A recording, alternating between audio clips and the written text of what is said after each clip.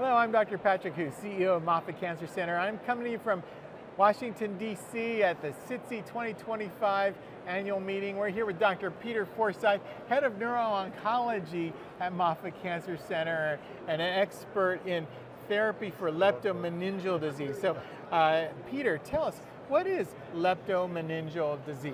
Yeah, it's a rare complication of systemic cancer. So the cancer cells, instead of going to the substance of the brain, they go to the covering and the spinal fluid.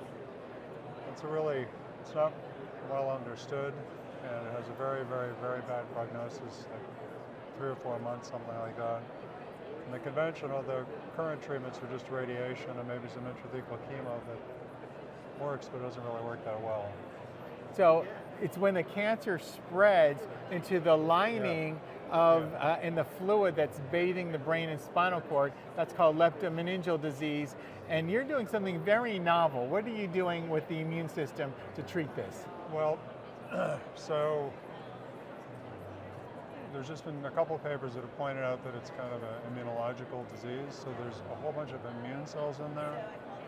And so our approach with Brian Zernicki is to use these peptide vaccines, use a dendritic cell vaccine, where you take cells, patients, your own immune cells, throw them up in a dish, expose them to the peptide so they get kind of turned on. So then we inject them intrathecally through a port in the brain, and there looks like they attack and kill the tumor cells, which is really good news.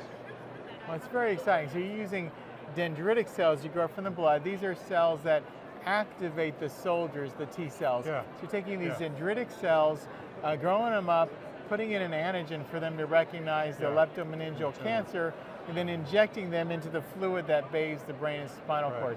So that's really exciting. So how's it working out, and what are you finding, what are you presenting here at SITC? So we've treated 10 patients so far, and the results are very promising.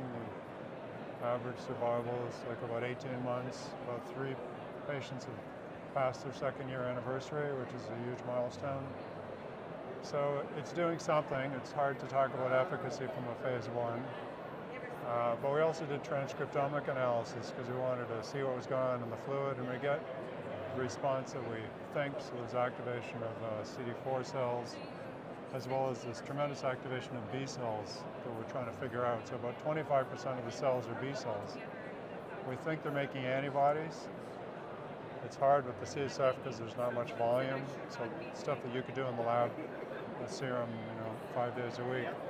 We can't do it because we don't have enough cells, so we have to use indirect methods like grow them up, immortalize them, and see if they're making antibodies.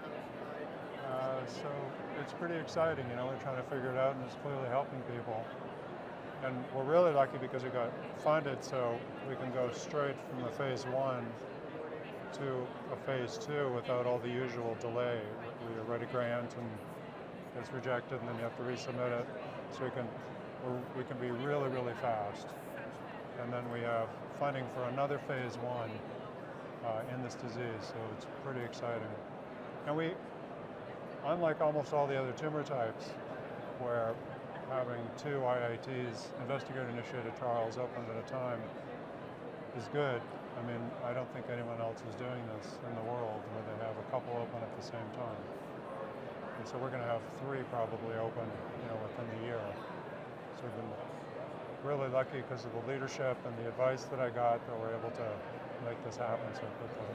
Well, congratulations. Really, really exciting that you're finding CD4 cells and B cells, and they can activate each other. So and B cells can activate T cells, and so it's really exciting to try to figure out how it's working, and it's going to help patients that really have no other options, and it looks very promising. And what diseases are you targeting with the leptomeningeal disease? Well, so far it's just breast cancer, so that's the funding we have, but we really want to return to melanoma, and lung cancer, because those are very important problems. Yes. Kind of one thing at a time, I guess. Yeah, so it's breast cancer, melanoma, lung cancer are the main, tumor types that induce leptomeningeal disease. Yeah. Well, such an incredible need, and what a novel, innovative approach. Congratulations on your grant to get these trials going. Really excited. We're very proud of you and your team. Well, I'm very grateful. Moffitt is a great environment. everybody wants to collaborate and everybody wants to help, and that's the only reason we can do this. Well, congratulations. Dr. Peter Forsyth, Head of Neuro-Oncology at Moffitt Cancer Center.